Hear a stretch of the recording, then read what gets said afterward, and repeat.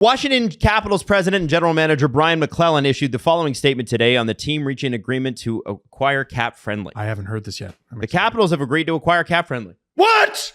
Who broke that? Including its tools and functions for in-house hockey operations department. CapFriendly will continue to operate independently until the transaction closes, which is anticipated to occur in mid-July after the conclusion of the NHL draft to start free agency. This strategic move will provide the Capitals organization with the ability to digest, present, and analyze our internal and league-supplied data, and will bring aboard Jamie, Ryan, and Christopher Davis, talented members of the CapFriendly team. Oh, all three of them. Once the deal has closed, the existing infrastructure will be a valuable addition to the team's hockey ops. In many ways, we anticipate that this acquisition will significantly enhance and integrate various branches of our hockey operations department, allowing us to strengthen our management, scouting, analytics, and player development, in addition to augmenting our salary cap and contractual applications. We are thrilled that Jamie, Ryan, and Christopher have agreed to join the organization and are excited to add CapFriendly's platform to the team's related deep knowledge to the Capitals front office. Maybe I missed it. Did they mention Dominic? No, Dominic works for the Sharks, doesn't he? Dominic's right. Or Blackhawks. But so as I understand it, he's the... Yeah. No, he works for the Sharks. Okay. As I understand it, he's the founder of CapFriendly. Yes. And here's what likely is, I'm speculating here. Wow. You can own something and not be a part of it. Right. So you can be he might have founded it and then been, guys, can you take this while I go work inside the NHL? And he might partake in whatever the sale is. I don't know what the proposed number is, but wow, that's surprising. Actually, I've heard rumors about it, but none of them are even close to substantiated. So don't believe what you read. That's surprising, but that's crazy. Like, when was the last time a team hired three brothers at the same time? That's true. All the Davis brothers. That's really cool. Good for them. And good for them. And I think it's kind of hilarious because there's so much conjecture still online about this, and ultimately, I don't understand why people just can't be happy for them. So I would encourage you to be happy for people that made a great product, that got a billionaire to part with millions of dollars of his money, and they get to go work for an NHL franchise in a great place to live. Washington, D.C. absolutely rules. It's such a great spot. I love Washington, D.C. And yeah, it's fun. And so they're going to have a really, really good time. And I think, just please, I don't understand. Please be happy. One of the things Elliot Friedman said on 32 Thoughts yesterday that to me, this is the point, because the site's staying open until after the draft, and I think after free agency is what they said. Mm-hmm. And some people sarcastically were like, "Oh, how generous of them." Frege said one general manager was like, "If I'm buying this team," or someone in management with one team is like, if I'm buying CapFriendly, it's going offline that day. Yeah. I'm paying you all this money. It's going offline that day. So then you're screwing all the other NHL franchises. Yeah. Oh, like they might have contracts that stipulate they can't. Yeah, they might have contracts that stipulate they can't. But the other option is it just goes away right away. You want that? No, this is better, right? This is better. And then you use all their functions, and then the site goes away and you have all summer to acclimatize to something else as a fan. And I hope that's what you spend your summer doing. Yeah. Instead of watching Austin Matthews' goal highlights, he scored 69, so it's too long now. Yeah. Get on Puckpedia, learn how to use the site. Exactly. It's a fantastic move for them, and I think a great move for the Capitals, who need to refresh the whole thing.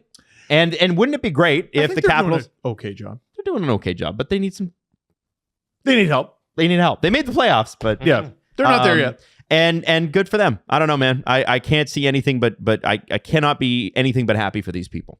And they're great people. I have to say, they're really good guys. So, who wear suits. They do wear a good when suit. It's they hot. cut a good suit. Now, another thing that's being reported this morning.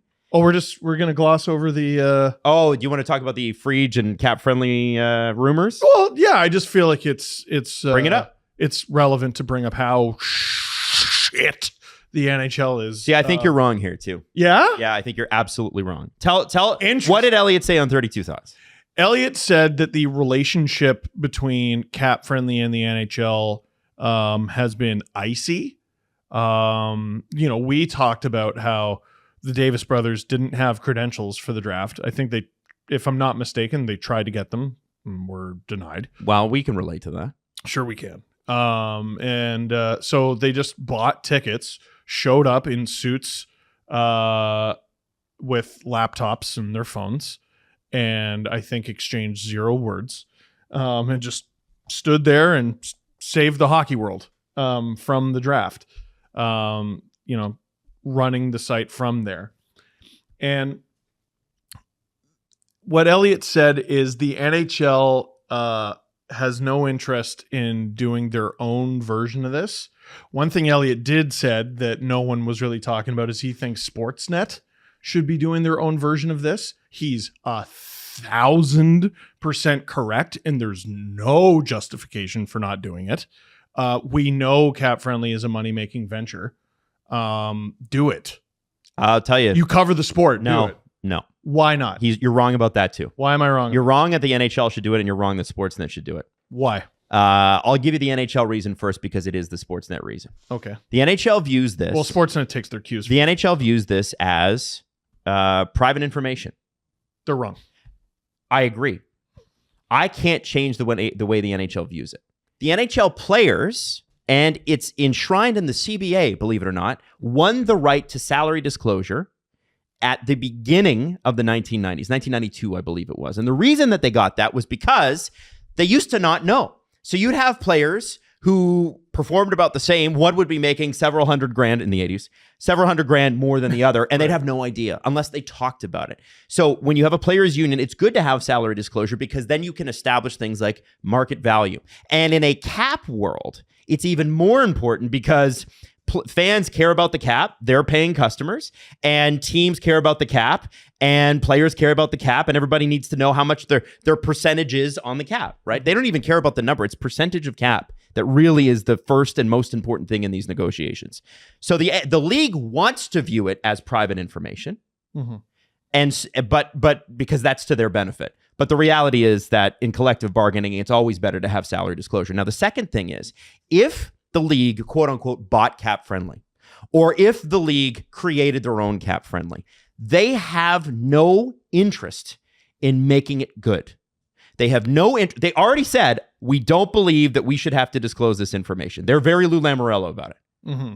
So you think, like I look at the NHL's foray into advanced stats, and I look at something like NHL Edge, which tells you nothing.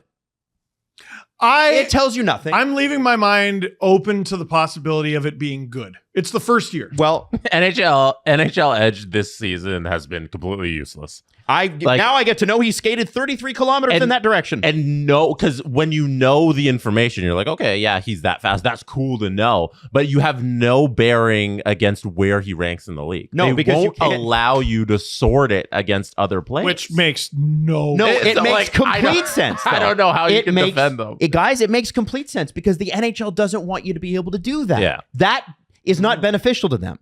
Also, Sportsnet. Rights holder, Elliot Friedman saying Sportsnet should do it. First off, you have to dedicate resources to that. Second, zero shot. The NHL. No, well, they also just made a huge purchase of Warner Brother Discovery with their like Rogers Media. So different. That's it. The other thing is the license. That is the other thing about that is that the NHL is basically when it's weird. It's a weird relationship because Rogers owns the rights to the NHL nationally in Canada. But the NHL dominates Rogers from behind the scenes. From a lot of different conversations I have had from people, the NHL will call Rogers and go, "We don't like this. Stop it." And I've heard some genuinely pathetic things. Yeah. And I don't know if you know this or not, NHL head office is kind of touchy.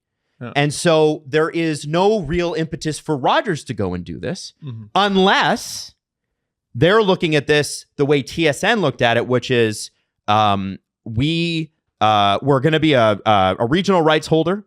We're going to have a guy like Rick Westhead blow your shit up. Oh, yeah. You're upset about that? Well, too bad. And if in a couple of years, Rogers doesn't want to pony up the billions and billions it's going to take to retain this package that they're on, they can totally do that. And it is a money-making site. But the reality of the situation is in a mega corporation like that, is that going to make enough money to support the share value? And it's probably not. So the point is, This is an exciting time for you if you're somebody who cares about the cap, cares about this sort of thing, and wants to get into this business. Puckpedia obviously is great, and there's always one or two of these sites floating around. What a great opportunity for somebody with an entrepreneurial spirit to go, you know what? I'm going to try. Yeah, this has happened several times where there's been a massive void and it was nearly immediately filled.